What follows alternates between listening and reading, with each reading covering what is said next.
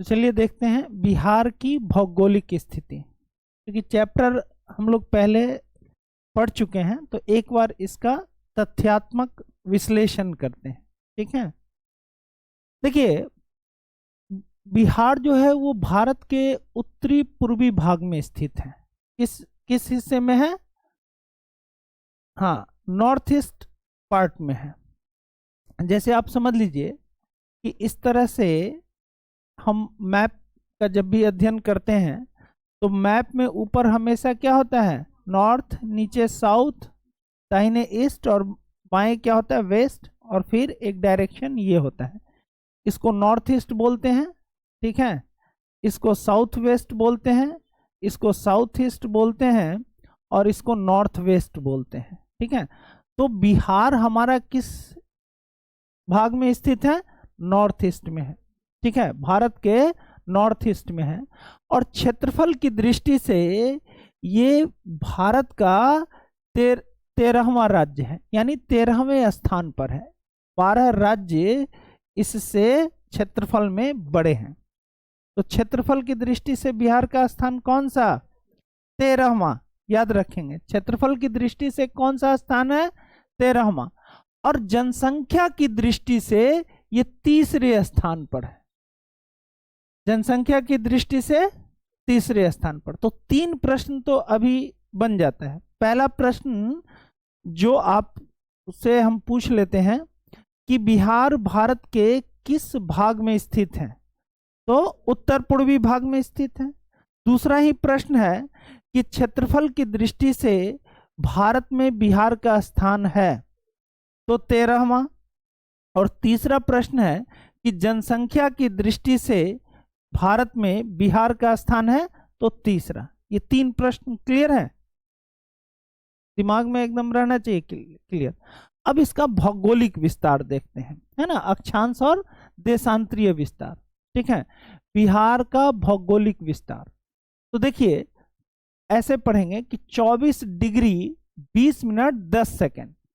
ठीक है, ये जीरो जैसा जो सिंबल है इसको डिग्री पढ़ते हैं, सिंगल कॉमा जैसा जो देखते हैं उसको मिनट पढ़ते हैं, और डबल कॉमा जैसा जो देखते हैं उसको सेकेंड पढ़ते हैं। पहले समझिए, फिर अक्षांश और देशांतर भी बता देंगे, इससे पहले भी बताए हैं। देखिए बिहार का भौगोलिक विस्तार जो है वो कितना से कितना डिग्री उत्तरी अक्षांश के मध्य है? तो 24 डिग्री 20 मिनट 10 सेकेंड से 27 डिग्री 31 मिनट 15 सेकेंड उत्तरी अक्षांश, है ना, उत्तरी अक्षांश। तो हमको क्या याद रख लेना है कि 24 से 27 डिग्री के मध्य, 24 से 27 डिग्री उत्तरी अक्षांश के मध्य बिहार स्थित है। ठीक है, नॉर्दर्न लैटिट्यूड कितना? 24 से 27। इसके अलावे देखेंगे कि 24 डिग्री 20 मिनट और 10 सेकेंड उत्तरी अक्षांश से 27 डिग्री 31 मिनट 15 सेकेंड उत्तरी अक्षांश। तो अक्षांश और देशांतर अभी बताएंगे। और इसका जो देशांतरीय विस्तार है, अक्षांशीय विस्तार यदि पूछे कि बिहार का अक्षांशीय विस्तार बताइए, ठीक है, कितना है, तो अक्षांशीय विस्तार में क्या बताएंगे कि पहले याद कर लेंगे जो कि 24 डिग्री से 27 डिग्री के मध्य है, 24 डिग्री से 27 डिग्री। ठीक है, अब देखिए जैसे ये मिनट लिखा हुआ है ना, ऐसे 20 लिख करके और एक कॉमा ऊपर में डाल दिया, इसको मिनट पढ़ते हैं। इसको क्या पढ़ेंगे? मिनट। ठीक है, और इसको क्या पढ़ते हैं? तो सेकंड पढ़ते हैं। ठीक है, तो ये क्या होता है, जैसे देखिए ये 20 है और यदि ये 59 के बाद 60 हो गया तो ये 21, जैसे ऐसे समझिए ये 20 को यदि हम 60 कर दें तो यहाँ पर डिग्री 1 बढ़ जाएगा, तब हो जाएगा 25 डिग्री, यानी 60 मिनट बराबर 1 डिग्री होता है। ठीक है, 60 डिग्री बराबर 60 मिनट बराबर 1 डिग्री। तो चूंकि ये 20 मिनट है तो 20 मिनट लिखेंगे, 30 मिनट लिखेंगे, 40 मिनट लेकिन जब ये 60 मिनट होगा तो 60 मिनट नहीं लिखेंगे, तब ये सीधा सीधा क्या हो जाएगा? 25 डिग्री हो जाएगा। इसी तरह से ये सेकंड है ना, तो 60 सेकंड बराबर 1 मिनट होता है ना, ऐसे भी घड़ी में 60 सेकंड बराबर 1 मिनट होता है। तो ये भी जब 10 से, अभी 10 पे है, ये 60 सेकंड का हो जाएगा, तो फिर यहाँ नहीं लिखेंगे, तब ये 0 हो जाएगा, तब यहाँ पर 20 के जगह 21 मिनट लिख देंगे। तो अक्षांशीय विस्तार आपको ध्यान रखना है कि इसका अक्षांशीय विस्तार जो है, अक्षांशीय विस्तार कितना है, अक्षांशीय विस्तार है 24 से 27 डिग्री के मध्य, 24 डिग्री से 27 डिग्री के मध्य। इतना कम से कम जब ऑप्शन आएगा तो आपको ये तो पता होना चाहिए ना कि हाँ, और ये नॉर्दर्न लैटिट्यूड में है, उत्तरी अक्षांश है ना, तो उत्तरी अक्षांश यहाँ पे बोलना बहुत जरूरी है। केवल ये नहीं कि 24 से 27 डिग्री और क्या, तो आपको बताना पड़ेगा कि उत्तरी अक्षांश, ठीक है। इसके बाद इसका देशांतरीय विस्तार हम देखें तो 83 डिग्री 19 मिनट 50 सेकेंड। अब तो समझ गया ना, सिंबल समझ में आ रहा है, 0 है तो डिग्री पढ़ेंगे, सिंगल इन्वर्टेड कॉमा जैसा है तो उसको क्या पढ़ेंगे, मिनट पढ़ेंगे, और डबल है तो उसको क्या पढ़ेंगे, सेकेंड पढ़ेंगे। तो 83 डिग्री 19 मिनट 50 सेकेंड पूर्वी देशांतर से 88 डिग्री 17 मिनट 40 सेकेंड पूर्वी देशांतर। यानी हम इसका देशांतरीय विस्तार यदि देखें तो देशांतरीय विस्तार, पहले डिग्री को याद कर लें, है ना, कितना है, 83 डिग्री से 88 डिग्री पूर्वी देशांतर, है ना, पूर्वी देशांतर, ईस्टर्न लॉन्गिट्यूड में है ये, है ना। अक्षांश को अंग्रेजी में लैटिट्यूड बोलते हैं और देशांतर को लॉन्गिट्यूड बोलते हैं। अब ये अक्षांश और देशांतर कितने लोग हैं जो पहले भी बताए थे और समझ गए हैं, जिनको याद है, और कितने लोग हैं जिनको अभी अक्षांश और देशांतर का ज्ञान नहीं है। साधारण ये एक चैप्टर आता है ज्योग्राफी में, जिस चैप्टर का नाम ही है अक्षांश एवं देशांतर, तो वो अलग से पढ़ेंगे, लेकिन चूंकि यहाँ पे आ गया है तो थोड़ा सा हम आपको अक्षांश और देशांतर बता देते हैं कि ये है क्या और इसकी आवश्यकता मैप के अध्ययन में क्यों आवश्यक होता है, ठीक है। देखिए, अक्षांश और देशांतर यह एक रेखा है, क्या है, लाइंस है, ठीक है, पहला चीज याद रखेंगे। दूसरा, यह काल्पनिक रेखा है जो मानचित्र के अध्ययन हेतु तैयार किया गया है, जिसके आधार पर, और ये रेखा दर्शाता क्या है, तो किसी भी देश की अवस्थिति, जलवायु और समय को दर्शाता है। अक्षांश और देशांतर क्या है, एक रेखा है जो मानचित्र पर खींची गई। जैसे आपको हम बताते हैं कि ये ग्लोब है, मान लीजिए ये क्या है, ग्लोब है, और सॉरी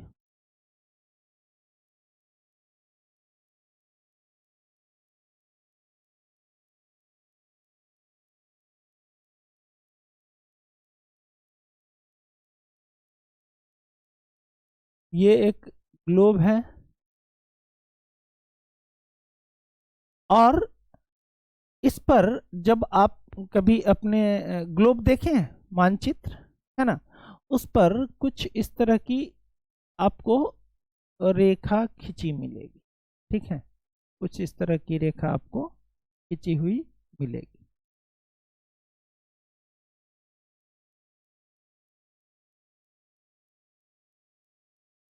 और इस तरह की रेखा आपको खींची हुई मानचित्र पर, ग्लोब पर दिखाई देगा।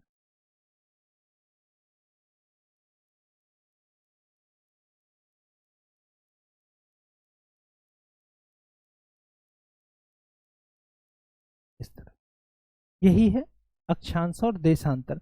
जो लंबवत खींची गई रेखा है, जो सीधी खींची गई रेखा है, उनको हम क्या बोलते हैं, देशांतर रेखा, उनको हम बोलते हैं देशांतर रेखा, ठीक है, देशांतर रेखा। और जो क्षैतिज खींची गई रेखा है इस तरह से, उनको हम बोलते हैं, क्या बोलते हैं, अक्षांश रेखा। उनको हम बोलते हैं अक्षांश रेखा। अब देखिए देशांतर रेखा क्यों खींचा गया और इसकी उपयोगिता क्या है, तो दुनिया में किसी भी देश के समय को सूचित करता है देशांतर रेखा। तो देशांतर रेखा क्या करता है, समय का निर्धारण करता है, समय का निर्धारण करता है, ठीक है, समय का निर्धारण करता है। और अक्षांश रेखा किसी भी देश की अवस्थिति यानी लोकेशन और उसकी जलवायु और उस देश की जलवायु को सूचित करते हैं।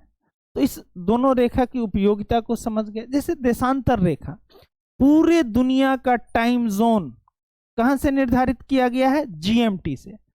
और ये जो आप बीचों बीच सीधी खींची गई रेखा देखते हैं, इसको हम बोलते हैं 0 डिग्री देशांतर रेखा। क्या बोलते हैं, 0 डिग्री देशांतर रेखा। और ये 0 डिग्री से 180 डिग्री इधर गया है और 180 डिग्री इधर है। जैसे किसी बॉल पे आप अध्ययन करेंगे तो जो इस सामने 0 डिग्री है तो इसके ठीक पीछे ये 1 डिग्री 2 डिग्री ऐसे करके और ठीक इसके पीछे आके 180 डिग्री बना लेगा। फिर इधर से भी 1 डिग्री 2 डिग्री ऐसे करके फिर पीछे आके 180 डिग्री। तो देशांतर रेखा होता है 180 डिग्री का, ठीक है, कितने का, 180 डिग्री का। और तो 180 डिग्री और 180 डिग्री, पूरा कोई भी ग्लोब 360 डिग्री का होता है। जैसे गेंद कितने डिग्री का होगा, 360 डिग्री। यदि लाइन खींचे तो पूरा कोई भी जो गोल आकृति होता है वो 360 डिग्री का होता है। तो उसमें से हम एक बीच वाले रेखा को 0 डिग्री बनाएं तो 180 डिग्री इधर से और 180 डिग्री इधर से, दोनों को जोड़ दिए तो कितना हो गया, 180 प्लस 180 360 डिग्री। कितना हो गया, 360 डिग्री। इसी तरह से ये 0 डिग्री देशांतर रेखा है। क्या है, सॉरी, अक्षांश। 0 डिग्री अक्षांश रेखा है ये, 0 डिग्री अक्षांश रेखा है, जिसको हम अलग अलग नाम से भूमध्य रेखा बोलते हैं, अंग्रेजी में इसको इक्वेटर बोलते हैं।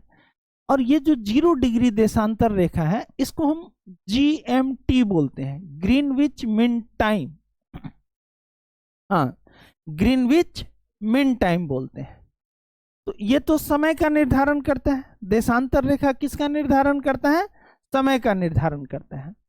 अच्छा, हमेशा याद रखिएगा कि जैसे मान लीजिए ये 0 डिग्री है और यहां से ये 1 डिग्री पूर्वी देशांतर। देखिए ये बीच वाला रेखा ऐसे समझिए, ऐसे हम इस ग्लोब को अभी सिर्फ 2 ही रेखा खींचते हैं। ये 0 डिग्री है, तो ये 0 डिग्री के दाहिने में यदि हम मैप पे ऐसे करते हैं तो इधर क्या हो जाता है, ईस्ट, और इधर क्या हो जाता है, वेस्ट। तो इसके दाहिने वाले हिस्से को हम पूर्वी गोलार्ध बोलते हैं। क्या बोलते हैं, पूर्वी गोलार्ध, है ना, ईस्टर्न हेमिस्फीयर अंग्रेजी में। और इसके ठीक पश्चिम वाले आधे भाग को हम पश्चिमी गोलार्ध बोलते हैं। क्या बोलते हैं, पश्चिमी गोलार्ध बोलते हैं, ठीक है, पश्चिमी गोलार्ध बोलते हैं, यानी वेस्टर्न हेमिस्फीयर। इसी तरह से एक बीच की रेखा है, ठीक है, बीच की रेखा है। तो इससे ऊपर इस लाइन को रहने दीजिए, ये एक बीच की रेखा है जिसको हम क्या लिखे हैं, 0 डिग्री अक्षांश, 0 डिग्री अक्षांश। और इसको कर दीजिए 0 डिग्री देशांतर। समझ में आ रहा है, ये एक काल्पनिक रेखा है, लेकिन ये काल्पनिक रेखा से आप पूरे दुनिया का सही समय को ज्ञात कर सकते हैं। जैसे अभी आपको उदाहरण के तौर पे समझाएंगे। तो देखिए ये 0 डिग्री बीच में है जो पृथ्वी को 2 बराबर भागों में बांट रहा है। ये दोनों रेखा पृथ्वी को 2 बराबर भागों में बांट रहा है, एक पूर्वी और पश्चिमी में बांट रहा है। और एक देख लीजिए, इसके आधा ऐसे करते हैं तो ऊपर नॉर्थ हो जाता है और नीचे साउथ। तो इसको हम बोलते हैं पूरे हिस्से को दक्षिणी गोलार्ध, सॉरी उत्तरी गोलार्ध। क्या बोलेंगे, उत्तरी गोलार्ध। और इस आधे हिस्सों को बोलेंगे दक्षिणी गोलार्ध। तो देखिए ये दोनों रेखा क्या किया, ये जो रेखा है, ये जो रेखा है, ये इसको पूरब और पश्चिम में बांट रहा है, ठीक है, पूरब और पश्चिम में, और ये उत्तर और दक्षिण में बांट रहा है। समझ में आ रहा है? अब यहाँ बीच वाले लाइन को देखिए, इस बीच वाले लाइन को हम बोलते हैं GMT, ग्रीनविच मीन टाइम। पूरे दुनिया के समय का निर्धारण इसी रेखा से किया जाता है, ठीक है। इसे कैसे किया जाता है समझिए, जब सूर्य ठीक इसके लंबवत होता है, यानी सूर्य जब ठीक इस रेखा के सीधी में हो, अब ये यहां पर ऐसे होगा, और लंबवत कब होता है सूर्य, जैसे हम यहाँ खड़े हैं और ठीक मेरे सर के ऊपर सूर्य हो, तो सूर्य हमारे लंबवत हो गया। तो मान लीजिए कि यहाँ पर 0 डिग्री लाइन है खींचा हुआ, और ठीक सूर्य इसके ऊपर हो, तो हम लोग उसको मध्याह्न बोलते हैं, यानी दिन के 12 बजे। और जब सूर्योदय हो रहा हो तो हम कहते हैं कि 6 बजे है। अब देखिए क्या है कि हमारा पृथ्वी 24 घंटे में, पूरे 24 घंटे में अपने एक्सिस पर एक चक्कर पूरा करता है। जैसे इधर सूर्य है, ऐसे समझिए कि इधर सूर्य है और ये पृथ्वी है, तो ये अपने धुरी पर एक राउंड लगाता है। इस राउंड को पूरा करने में उसको 24 घंटा लगता है। कितना लगता है? 24 घंटा। यहाँ सूर्य, ये पृथ्वी, और पृथ्वी घूम रहा है, अपने अक्ष पे घूम रहा है। इतना तो पता है ना कि पृथ्वी घूम रहा है, इसी की वजह से दिन और रात होता है। कैसे दिन और रात होता है समझिए, ये सूर्य है, सूर्य अपने जगह पे है और पृथ्वी घूम रहा है, तो जो हिस्सा सूर्य के सामने होता है उधर दिन होता है, और जो हिस्सा सूर्य से पीछे होता है, यानी सूर्य का प्रकाश वहां नहीं पहुंचता है, तो उधर क्या होता है? रात होता है। तो ये पृथ्वी के घूमने की वजह से दिन रात हो रहा है ना? नहीं, जो सूर्य के सामने, अब जैसे समझिए कि इधर रात है, इधर दिन है। अब जैसे जैसे ये सूर्य के सामने ये अंधेरा वाला भाग आएगा, वो उधर सूर्योदय की स्थिति बनेगी, और जैसे जैसे वो सूर्य के सामने से टर्न होता चला जाएगा, वैसे वैसे उधर फिर शाम होने लगेगा। तो सेम घटना होता है, ठीक है। तो हम GMT को मान लिए कि हम पूरे दुनिया के समय का निर्धारण यहीं से करें, कि जब GMT पे, ठीक GMT के लंबवत सूर्य आया, तो हम कहे कि ये मध्याह्न है, यानी दोपहर के 12 बज रहे हैं। और जब सूर्योदय हो रहा है, तो हम, चूंकि हमको 12 घंटा में एक चक्कर लगाता है 24 घंटे में, तो 24 घंटा में तो 60 मिनट का 1 घंटा बना दिए और बोले कि 24 घंटा हो गया। 24 घंटा बाद, जैसे मान लीजिए अभी ये पृथ्वी का ये हिस्सा है ना, सूर्य के सामने है, तो ठीक 24 घंटे बाद फिर यही हिस्सा सूर्य के सामने आएगा। ये तो परम सत्य है। तो इसी के आधार पर 1-1 घंटा करके हम 24 घंटे का दिन और रात की अवधि निर्धारित कर दिए, ठीक है। अब क्या होता है, जो पृथ्वी घूम रहा है अपने अक्ष पे, ठीक है, तो जैसे ये 0 डिग्री है और हम ये बीच वाला लाइन 0 डिग्री है, और हम कहे कि ये 1 डिग्री है, ठीक है। कितना है? 1 डिग्री। फिर 2 डिग्री, 3 डिग्री, ऐसे करके 180 डिग्री तक जा सकते हैं। इधर 180 डिग्री और इधर 180 डिग्री। तो देखिए इस रेखा के और इस रेखा के बीच, यानी 0 डिग्री और 1 डिग्री के बीच समय में अंतर होता है 4 मिनट का। तो 1 डिग्री बराबर समय में अंतर कितने मिनट का होता है? 4 मिनट का अंतर होगा। 1 डिग्री बराबर समय में अंतर 4 मिनट का होता है।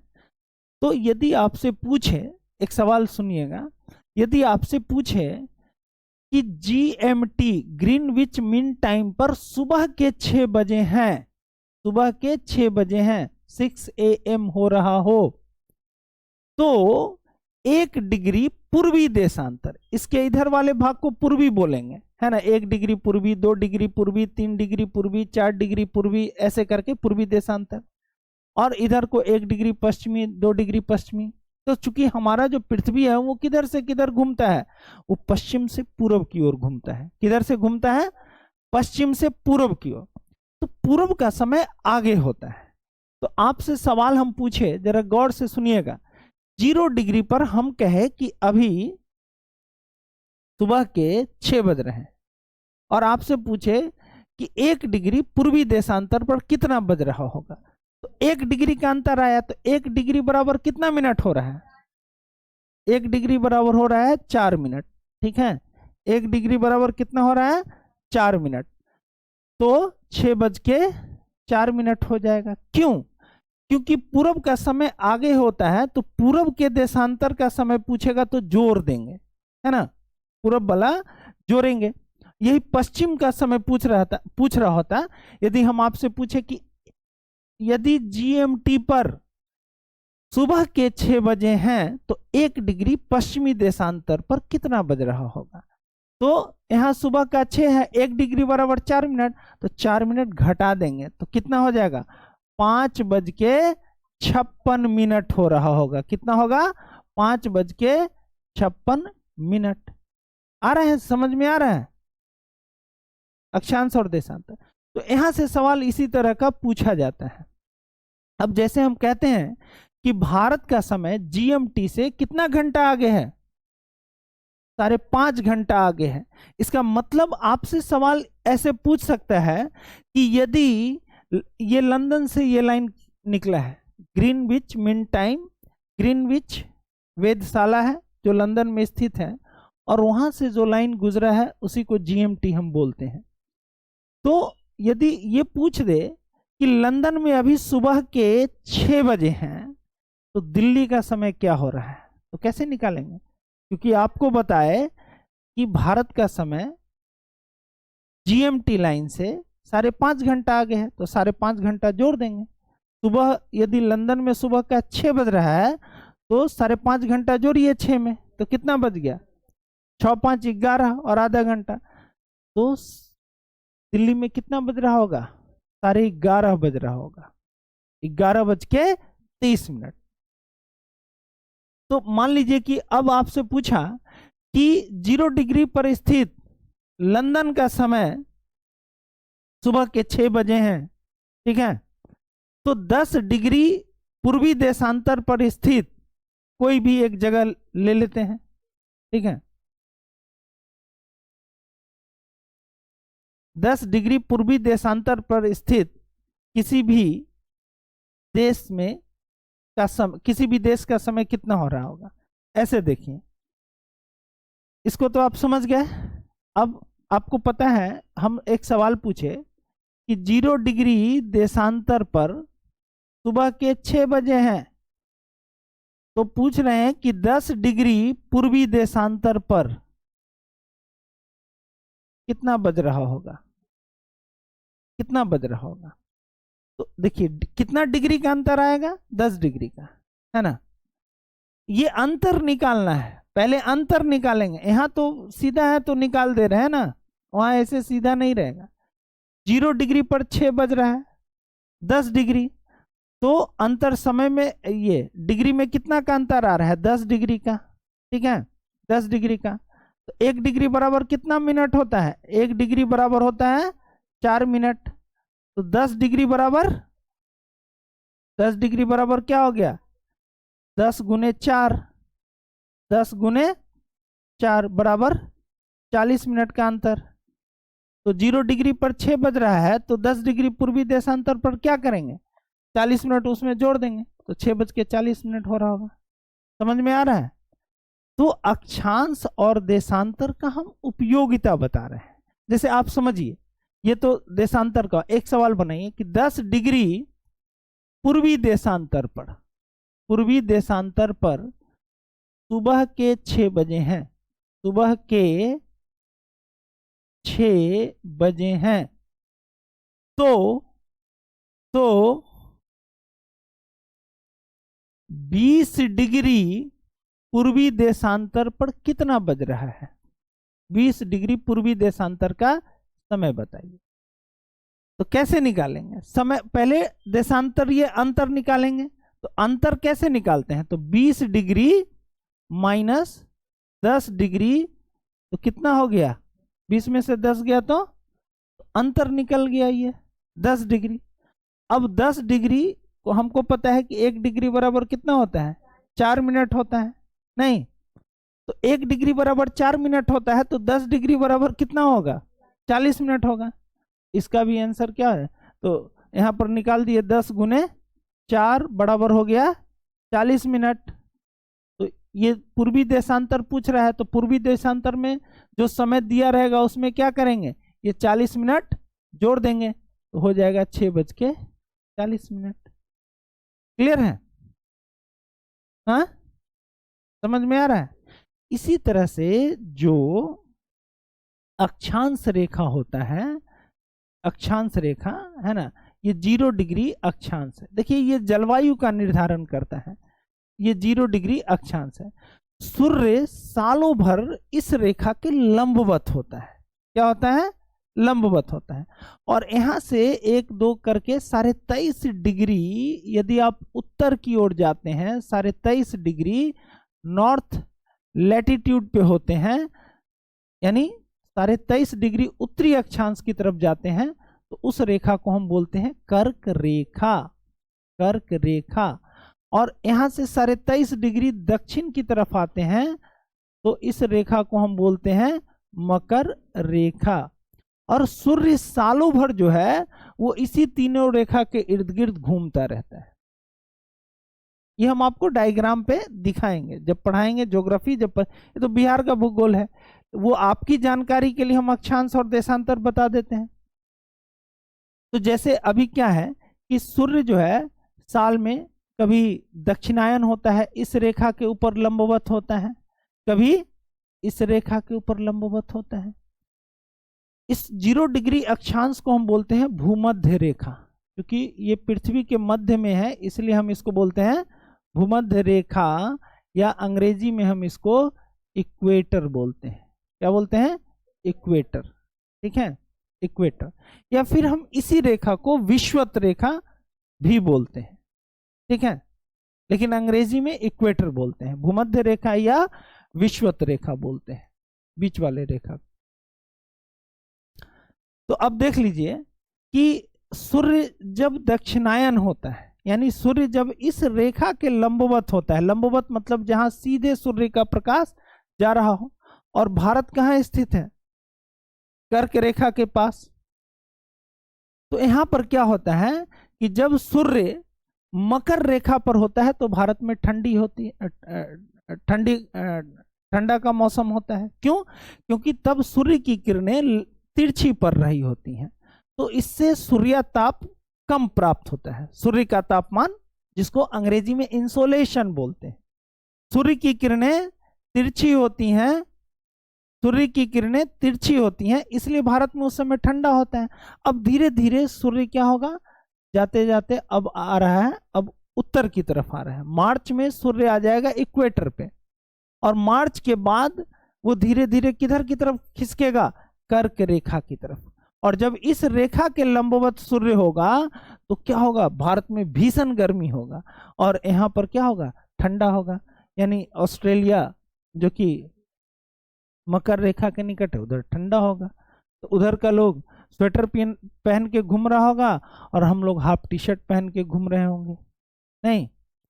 तो ये सूर्य जो अपनी स्थिति बदलता है, इसके वजह से ठंडा और गर्मी आता है। और सूर्य अपनी स्थिति क्यों बदलता है, क्योंकि पृथ्वी सूर्य का चारों ओर परिक्रमा करता रहता है। तो ये तो पूरा एक चैप्टर होगा जहां पर हम इसको समझाएंगे। फिलहाल हम हमको ये बताना था कि अक्षांश और देशांतर रेखा क्या होता है।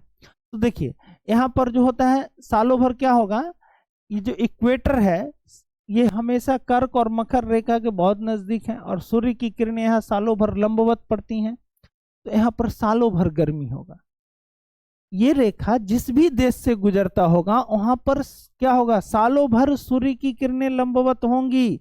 जैसे ये रेखा जा रहा है तो इसी के इर्द गिर्द सूर्य रहेगा, तो वहां सालों भर क्या होगा, गर्मी होगा, सालों भर गर्मी होगा। और ये लॉन्गिट्यूड और लैटिट्यूड हम डायग्राम पे पढ़ाएंगे तो और बेहतर तरीके से समझ में आएगा। फिलहाल इस चैप्टर को विराम दीजिए, ये एक अलग चैप्टर है। हम आते हैं, देखते हैं बिहार का भूगोल। तो जैसे जैसे 0 डिग्री से इसको बोलते हैं 90 डिग्री। ये क्या हो गया 90 डिग्री, ये भी हो गया 90 डिग्री, है ना। 0 डिग्री से 90 डिग्री और 0 डिग्री से 90 डिग्री। इस 90 डिग्री को हम बोलते हैं उत्तरी ध्रुव। क्या बोलते हैं? उत्तरी ध्रुव। और इस 90 डिग्री को हम बोलते हैं दक्षिणी ध्रुव। ठीक है, दक्षिणी ध्रुव। North pole, south pole, north pole, south pole. ठीक है, तो कई बार पूछ लेते हैं अक्षांश रेखा की कुल संख्या। तो अक्षांश रेखा की कुल संख्या देख लीजिए कैसे होता है। यदि रेखा की कुल संख्या पूछेगी तो 179 हो जाएगा। क्यों 179 हो जाएगा? तो ये यहां पर जाकर के क्या हो जाता है, डॉट में परिवर्तित हो जाता है। वो लाइंस जो है डॉट में परिवर्तित हो जाता है। और ऐसे पूछेगा कि रेखा की कुल संख्या, तो 90 90 180 प्लस 1, 0 डिग्री को कैसे भूलेंगे, तो 181 डिग्री होता है। अक्षांश रेखाओं की कुल संख्या 181 डिग्री होता है। लेकिन दोनों ओर ध्रुव पर जब हम जाते हैं तो वो पॉइंट में तब्दील हो जाता है लाइन। देखिए यहां पर पॉइंट में तब्दील हो गया, यहां पर पॉइंट में तब्दील हो गया, तो 181 डिग्री -2 कर दिए तो कितना हो गया 179। इसीलिए जब भी आपसे सवाल पूछे अक्षांश रेखा की कुल संख्या कितनी होती है 179, ये पूछा गया है। ठीक है, 179 होता है। और मान लीजिए कि 179 ऑप्शन में नहीं है तो कितना लिखेंगे 181। ठीक है, और मान लीजिए कि दोनों ऑप्शन में है तब कितना लेंगे 179। तो चलिए अक्षांश और देशांतर, तो बिहार का भौगोलिक विस्तार है, भौगोलिक विस्तार है 24 डिग्री 20 मिनट 10 सेकंड से 27 डिग्री 31 मिनट 15 सेकंड उत्तरी अक्षांश। और देशांतरीय विस्तार है 83 डिग्री 19 मिनट 50 सेकंड से 88 डिग्री 17 मिनट 40 सेकंड पूर्वी देशांतर। ठीक है, तो हमको केवल एक फ्रेम के लिए याद रख लेना है कि अक्षांशीय विस्तार जब पूछेगा तो अक्षांशीय विस्तार पहले क्या याद रखेंगे, डिग्री याद रखेंगे। तो 24 डिग्री से 27 डिग्री के मध्य। और देशांतरीय विस्तार पूछेगा, देशांतरीय विस्तार पूछेगा तो 83 डिग्री से 88 डिग्री के मध्य। और फिर आप ऑप्शन को अच्छे से चुन सकते हैं कि हाँ ये वाला आंसर होगा। एक तरफ 24 से 27 के बीच वाला और 83 से 28 के बीच। लेकिन वहां पर अक्षांश भी ध्यान रखना है। अक्षांश होगा उत्तरी और देशांतर क्या होगा पूर्वी। ठीक, देखिए बिहार का कुल क्षेत्रफल जो है वो 94,163 वर्ग किलोमीटर का है। बिहार का एरिया कोई पूछेगा तो क्या बताएंगे, बिहार का टोटल क्षेत्रफल कितना है, बोलना है 94,163 वर्ग किलोमीटर। कितना है 94,163 वर्ग किलोमीटर। ठीक है, और 94,163 वर्ग किलोमीटर में से कितना क्षेत्रफल है जो ग्रामीण है, जो ग्रामीण क्षेत्रफल है वो है 91,838.28 वर्ग किलोमीटर। अब सोच लीजिए कि 94,163 किलोमीटर टोटल एरिया है और उसमें से ग्रामीण क्षेत्रफल है 91,838 वर्ग किलोमीटर। पॉइंट को साइड करके 91,838 वर्ग किलोमीटर ग्रामीण क्षेत्रफल है। यानी इतने भूभाग पर गांव है या इतना भूभाग गांव के अंतर्गत आते हैं। और शहर नगरीय क्षेत्रफल कितना है 2324.74 वर्ग किलोमीटर। अब 2324 वर्ग किलोमीटर पर क्षेत्रफल पर मात्र शहर है। लेकिन सबसे ज्यादा जो सवाल पूछेगा वो पूछेगा बिहार का क्षेत्रफल, तो आपको बताना है 94,163 वर्ग किलोमीटर। शुरू से याद करिए बिहार भारत के किस भाग में स्थित है? तो उत्तर पूर्वी भाग में स्थित है। क्षेत्रफल की दृष्टि से भारत में कईवां स्थान है? तो 13वां स्थान है। ठीक है। जनसंख्या की दृष्टि से पूछेगा तो तीसरा स्थान है। अक्षांशीय विस्तार पूछेगा तो याद रखेंगे कि 24 डिग्री से 27 डिग्री उत्तरी अक्षांश के मध्य स्थित है। देशांतरीय विस्तार पूछेगा तो बता देंगे कि 83 डिग्री से 88 डिग्री पूर्वी देशांतर के मध्य स्थित है। याद हो रहा है? इतना जल्दी कैसे याद हो जाएगा? झूठ बोल रहे हैं। जब तक खुद से इसको बार बार नहीं पढ़ेंगे तब तक कैसे याद होगा? कुल क्षेत्रफल पूछे 94,163 वर्ग किलोमीटर है। बस इतना याद रखना है, बाकी ग्रामीण और शहरी क्षेत्रफल देख लेंगे। इसका चौहद्दी भी जरा देख लें।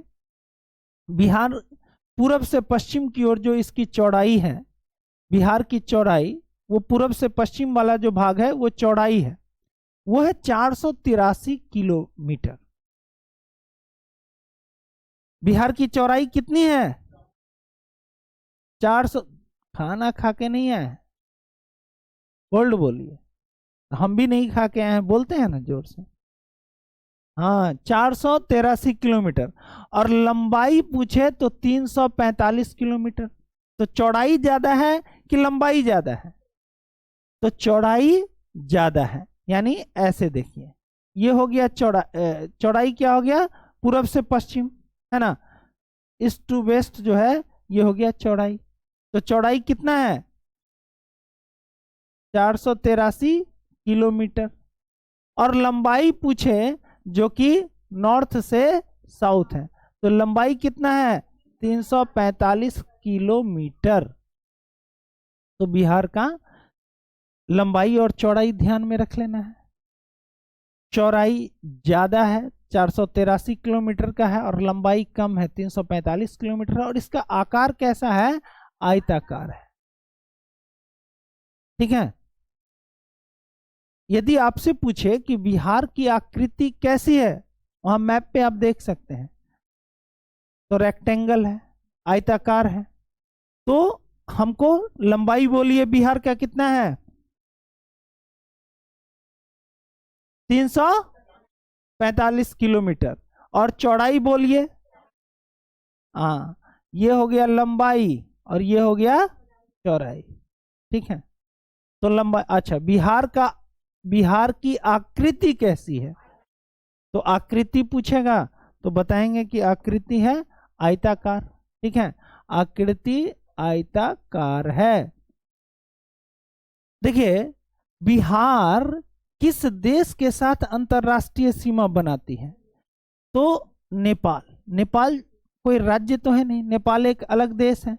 तो बिहार नेपाल के साथ अंतरराष्ट्रीय सीमा बनाता है। ठीक है, अंतरराष्ट्रीय सीमा हमारा किस देश के साथ है? नेपाल के साथ है। और बिहार की जरा चौहद्दी भी देख लीजिए। ठीक है, चौहद्दी। तो इसके उत्तर में क्या है? हाँ, ये नॉर्थ हुआ ना, तो नॉर्थ में क्या है? नेपाल है। ठीक है, ये साउथ हो गया, तो साउथ में क्या है? झारखंड है। ये आपको याद रखना है। और ईस्ट में क्या है? तो ईस्ट में है पश्चिम बंगाल। ईस्ट में पूछेगा तो क्या देंगे? पश्चिम बंगाल। और इसके वेस्ट में क्या है? तो वेस्ट में है उत्तर प्रदेश, यूपी, उत्तर प्रदेश। तो इस तरह से आपको बिहार का चौहद्दी भी याद होना चाहिए। ठीक है। अब बहुत आदमी से पूछ दिया तो उसको चौहद्दी ही नहीं पता है। आपको चौहद्दी, देखिए, चौहद्दी कोई भी बता सकता है जिसको मैप का नॉलेज होगा।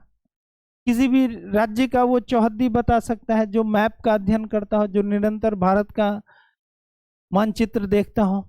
तो बिहार का उत्तर में क्या? नेपाल। दक्षिण में क्या? पश्चिम में क्या? और पूरब में क्या? ये है हमारे बिहार की चौहद्दी। अब देख लीजिए, बिहार का क्षेत्रफल जो है वो संपूर्ण भारत का 2.86% है। यानी पूरे भारत का जो क्षेत्रफल है उस क्षेत्रफल का कितना प्रतिशत बिहार के पास है? 2.86%। बिहार का कितना है क्षेत्र, पूरे भारत के क्षेत्रफल का कितना प्रतिशत है बिहार के पास? 2.86%। ठीक है। और बिहार राज्य मुख्यतः मध्य गंगा के मैदानी क्षेत्र में है। तो बिहार राज्य स्थित है मध्य गंगा के मैदानी भाग में, मध्य गंगा के मैदानी क्षेत्र में है। यानी गंगा जो कि उत्तराखंड से निकलती है, यूपी बिहार होते हुए पश्चिम बंगाल होते हुए बंगाल की खाड़ी में चली जाती है। ठीक है। तो बिहार की स्थिति क्या है? मध्य गंगा के मैदानी भाग में है बिहार, यानी गंगा है उसके बीच में, ये हम बता रहे हैं। और समुद्र तट से बिहार की दूरी है 200 किलोमीटर। देखिए ये जो राउंड कर रहे हैं ये सब एकदम आपको याद रखना है। ठीक है, याद रखना है, लंबाई याद रखना है, कुल क्षेत्रफल याद रखना है, इसकी चौड़ाई याद रखना है, ये सब एकदम याद रखना है। क्षेत्रफल की दृष्टि से 13वां स्थान ये याद रखना है, उत्तर पूर्वी भाग याद रखना है, इसका अक्षांश और देशांतरीय विस्तार याद रखना है, ये सब याद करने वाला है। समुद्र तल, बिहार की दूरी समुद्र से लगभग कितना किलोमीटर? 200 किलोमीटर। ठीक है। और समुद्र तल से बिहार की औसत ऊंचाई है 53 मीटर। ठीक है, समुद्र तल से बिहार की औसत ऊंचाई कितनी है? 53 मीटर। ठीक है, 53 मीटर। और कृषि के क्षेत्र में बिहार भारत के अन्य राज्यों में अग्रणी है और देश के कुल चावल का लगभग 15% उत्पादन करने वाला राज्य बिहार है। ठीक है, आपको बताना है कि देश के कुल चावल का लगभग कितना प्रतिशत उत्पादन बिहार करता है? तो 15%। और चावल उत्पादन की दृष्टि से ये पश्चिम बंगाल के बाद दूसरे स्थान पर है। ठीक है, दूसरे स्थान पर है। सर्वाधिक चावल का उत्पादन करने वाला राज्य है पश्चिम बंगाल और दूसरा राज्य बिहार पूरे भारत में। ठीक है, और टोटल चावल उत्पादन का 15% उत्पादन करता है बिहार। इसके अलावा बिहार में गेहूं होता है, मक्का, तिलहन, दलहन, तंबाकू, जूट, मिर्च, है ना, इन सब का उत्पादन बिहार में होता है। और देश के कुल खाद्यान्न का, यानी देश में खाने वाली जो फसलें हैं, टोटल जितना का उत्पादन होता है उसका 8 से 10% तक उत्पादन कौन करता है? बिहार करता है। 8 से 10% का उत्पादन, कुल खाद्यान्न का 8 से 10% उत्पादन बिहार करता है।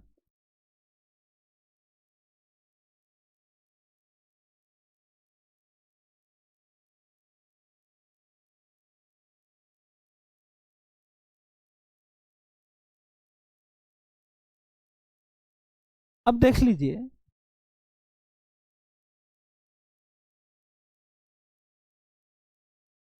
बिहार के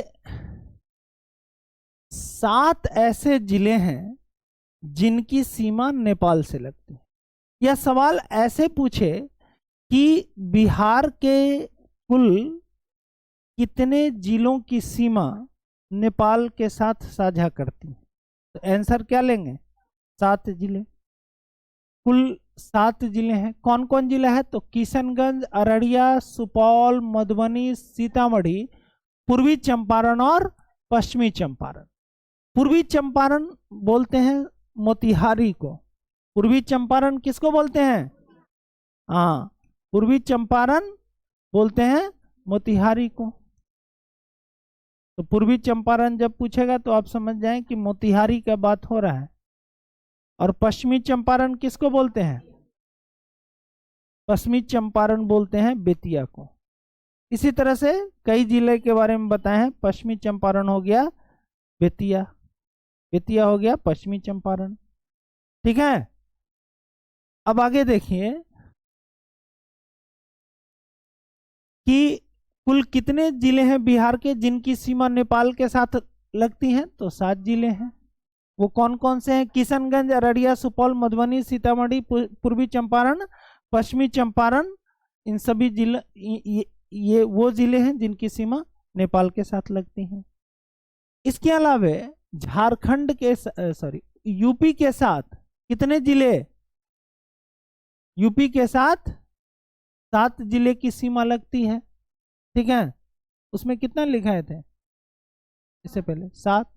ठीक है, तो यूपी के साथ बिहार के 7 जिले की सीमा लगती है। पश्चिमी चंपारण मतलब बेतिया, इसके बाद गोपालगंज, सिवान, सारण का मतलब हुआ छपरा, भोजपुर का मतलब आरा, बक्सर और कैमूर, है ना। भभुआ और कैमूर एक ही है। पश्चिमी चंपारण और बेतिया एक ही है। पूर्वी चंपारण और मोतिहारी एक ही जिला का नाम है। सारण और छपरा एक ही जिला का नाम है। इसी तरह झारखंड के साथ कुल कितने जिले की सीमा लगती है? झारखंड के साथ 9 जिले की सीमा लगती है। कौन कौन? तो देख लीजिए, कटिहार, भागलपुर, बांका, जमुई, ठीक है, नवादा, गया, औरंगाबाद और रोहतास और कैमूर। कैमूर मतलब भभुआ। ठीक है, सासाराम, रोहतास एक है, कैमूर और भभुआ एक है। जैसे सासाराम रोहतास का ही नाम है, कैमूर भभुआ का ही नाम है। और पश्चिम बंगाल के साथ कुल कितने जिले की सीमा लगती है? तो 3 जिले। कौन कौन? किशनगंज, पूर्णिया और कटिहार। ठीक है, किशनगंज, पूर्णिया और कटिहार। तो आपको याद रखना है नेपाल के साथ 7 जिले की सीमा लगती है। कौन कौन जिला है वो मैप पे जाके जब आप देखेंगे तो खुद ब खुद याद होगा। ऐसे तो मान लीजिए कि आपको याद करने में कठिनाई हो।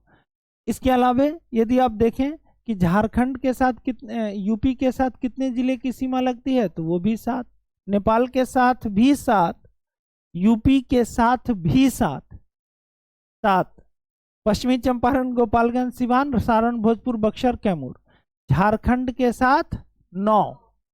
अब आपसे यहां से होगा बनेगा सवाल ऐसे पूछेगा कि बिहार के मतलब सर्वाधिक जिले किस राज्य के साथ सीमा बनाती हैं? झारखंड के साथ 9। पूछेगा बिहार के सबसे कम जिले किस राज्य के साथ सीमा बनाती हैं? तो पश्चिम बंगाल। नेपाल के साथ कुल कितने जिले लगते हैं? यूपी के साथ कुल कितने जिले लगते हैं? 7। झारखंड के साथ 9, बंगाल के साथ 3। और सभी जिले को अच्छे से मैप पे बार बार लोकेट करके याद करना है कि बिहार का मैप देखिए और उस मैप पे आपको हर एक चीज दिखेगा। तो कोई भी आप अपना एक एटलस खरीद के अच्छे से, ठीक है, और उसका अध्ययन करिए। चलिए देखिए, इसी को हम लोग मैप के माध्यम से समझने का प्रयास करते हैं।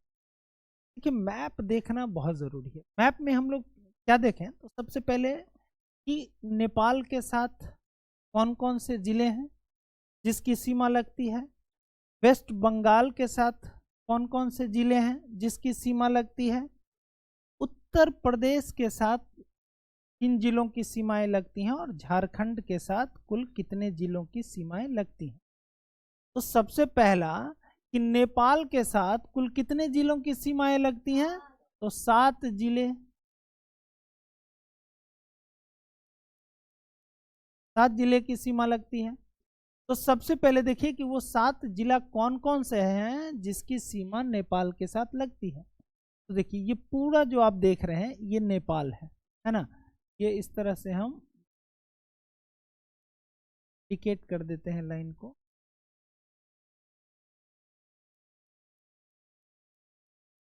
ये हो गया नेपाल। ठीक, तो नेपाल के साथ एक हो गया किशनगंज की सीमा लगती है, दूसरा अररिया की सीमा लगती है, तीसरा सुपौल की सीमा लगती है, चौथा मधुबनी की सीमा लगती है, पांचवा सीतामढ़ी की सीमा लगती है, छठा पूर्वी चंपारण की सीमा लगती है और सातवां पश्चिमी चंपारण की सीमा लगती है। तो वेस्ट चंपारण, ईस्ट चंपारण, सीतामढ़ी, मधुबनी, सुपौल, अररिया और किशनगंज, ये 7 वो जिले हैं जिसको आप बार बार मैप पे देखेंगे, आपको जिला का लोकेशन भी पता चल जाएगा और कौन कौन से जिले हैं जिनकी सीमा नेपाल के साथ लगती है, हमेशा याद रहेगा। तो इसको मैप के थ्रू देखते रहना है।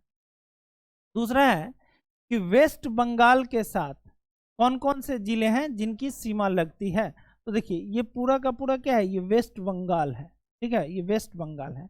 तो वेस्ट बंगाल के साथ एक किशनगंज, ठीक है, दूसरा पूर्णिया, तीसरा कटिहार। तो वेस्ट बंगाल के साथ 3 जिले।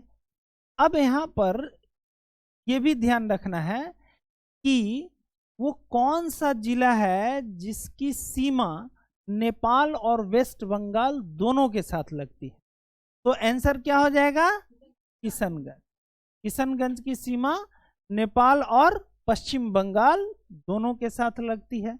वो कौन सा जिला है जिसकी सीमा झारखंड और पश्चिम बंगाल दोनों के साथ लगती है। तो इसका आंसर क्या हो जाएगा, कटिहार। और बीपीएससी एक प्रश्न पूछा था कि बिहार का सबसे पूर्वोत्तर जिला कौन सा है। पूर्वोत्तर जिला जो पूर्व और उत्तर में फैला हुआ है, आंसर हो जाएगा किशनगंज।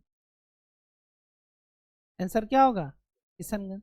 तो ये जो प्रश्न वो पूछा तो वो मैप आधारित प्रश्न है, ये आपको कहीं किताब में इस तरह से नहीं लिखा मिलेगा। जैसे किशनगंज की सीमा लगती है नेपाल और पश्चिम बंगाल के साथ, कटिहार की सीमा लगती है किन 2 राज्यों से, तो झारखंड और पश्चिम बंगाल के साथ।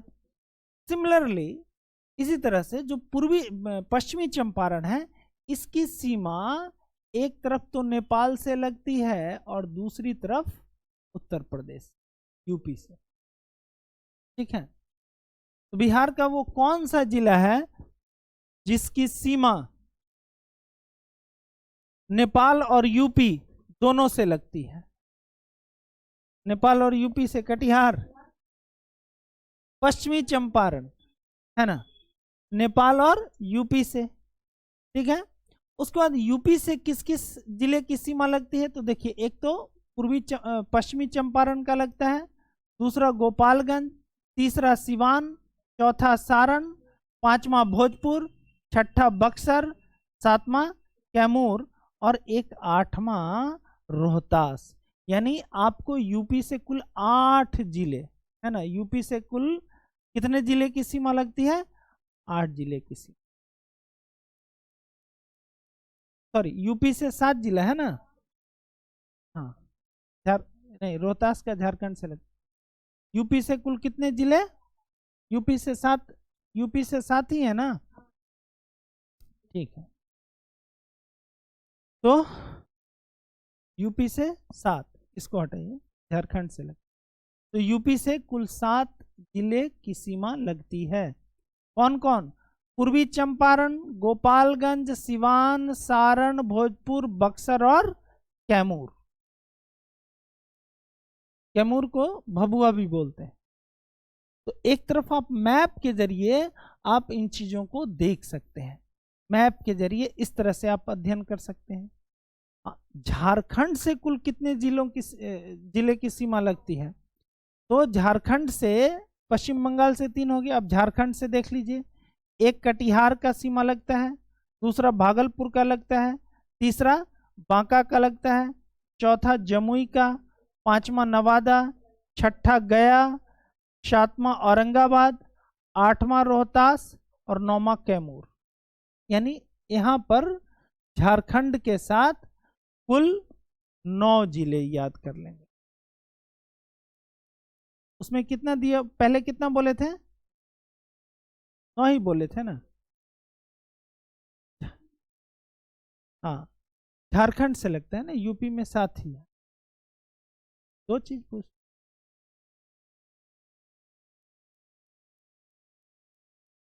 तो पूछा तो बताए तो कि बिहार का सबसे पूर्वोत्तर जिला तो किशनगंज, पश्चिमोत्तर जिला तो पश्चिमी चंपारण।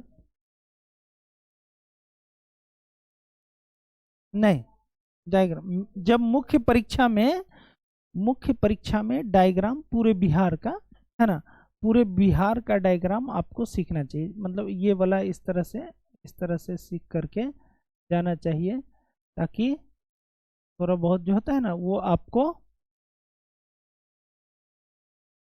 जब आप इस तरह से बनाएंगे बिहार के डायग्राम को, तो वहां पर किसी चीज को लोकेट करना, क्योंकि मेंस एग्जाम में मैप और चार्ट ये मायने रखता है।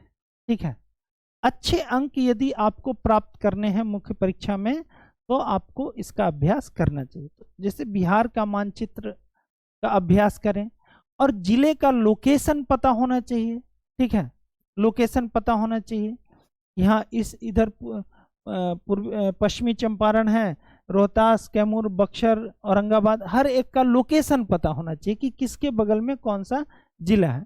इसी तरह से जब ड्रेनेज सिस्टम होगा तो ड्रेनेज सिस्टम भी देखेंगे कि गंगा है, बिहार के किस किस जिले से होकर के गंगा गुजरती है, बिहार के किस जिले में गंगा प्रवेश करती है, बिहार के किस जिले से गंगा बाहर निकल जाती है। तो इन चीज़ों का अध्ययन मैप के थ्रू करना चाहिए। ठीक है, मैप के थ्रू, और मैप बनाने का भी अभ्यास करना चाहिए। निरंतर जो है आप मैप को थोड़ा सा बना करके, और वहां पर जब आप मुख्य परीक्षा बीपीएससी मेंस एग्जाम दे रहे होंगे तो आप मैप और चार्ट का यूज करें। ठीक है, तो वो हम जब मेंस पढ़ाएंगे तो आपको बताएंगे कि कैसे आंसर राइटिंग करना चाहिए, कैसे मैप और चार्ट का आप उसको कैसे यूटिलाइज करेंगे, कहाँ बनाएंगे, तो ये उस समय हम लोग देखेंगे। ठीक है, फिलहाल तो ये याद रखने के लिए तो आप देख लिए कि मैप के थ्रू आप देख लिए कि बिहार के वो कौन कौन से जिले हैं जिनकी सीमा नेपाल के साथ लगती है, पश्चिम बंगाल के साथ लगती है, झारखंड के साथ लगती है, और उत्तर प्रदेश के साथ लगती है। जरूर ध्यान रहना चाहिए आपको। जैसे देखिए, बक्सर है, कैमूर है, रोहतास है, औरंगाबाद, गया, नवादा, जमुई, बांका, भागलपुर, कटिहार। तो ये जो भारत का जो दक्षिणतम जिले हैं, ठीक है, या दक्षिण पूर्वी जिले हैं, तो लोकेश आपको मैप का ज्ञान होना चाहिए। ठीक है, मैप के माध्यम से आपको ये समझ होना चाहिए कि बिहार के किस जिले की अवस्थिति मैप में कहाँ होगी। ठीक है, कहाँ होगी। अब मान लीजिए आपसे हम पूछ दिए कि भाई दरभंगा का सीमा, आप वर्तमान में दरभंगा में है, और आपसे पूछे कि दरभंगा से सटे हुए कुल कितने जिले हैं जिसकी सीमा दरभंगा से लगती है, तो अब आपको पता होना चाहिए। जैसे देखिए, मधुबनी से लगता है, सीतामढ़ी से लगता है, मुजफ्फरपुर से लगता है, समस्तीपुर से लगता है, सहरसा से लगता है, और खगड़िया से लगता है। कुल कितने जिले हो गए? 6। और इससे पहले आप कोई सीधा सा सवाल पूछ देता तो आपको दिक्कत होता, सीधा सवाल में आ जाता तो दिक्कत होता।